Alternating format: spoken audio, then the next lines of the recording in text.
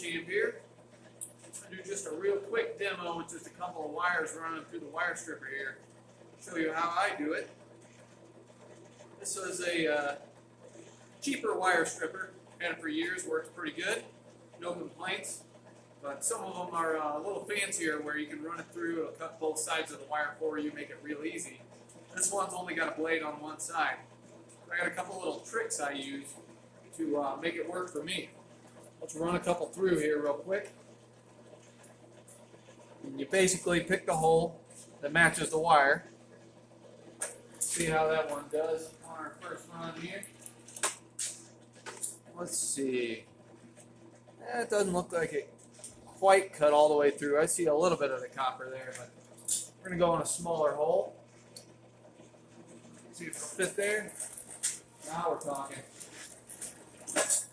So that cut right through it. I don't know if you can see that or not, but a lot of beautiful copper sticking out there.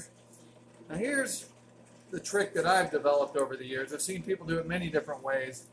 What I do is I use some dikes, some snips.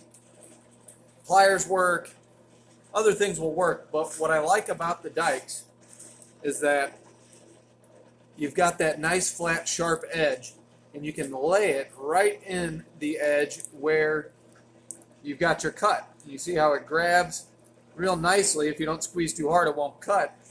And you can pull that off without pulling the copper. So it's a kind of a fine precision grabbing. Instead of pliers, it's a little harder to get a grab like that, I think. And it just comes right out now that you've got that, right? So, got some nice, beautiful bare bright there, some bright wire, and some trash, plastic to be thrown away. Run a couple more through and show you again.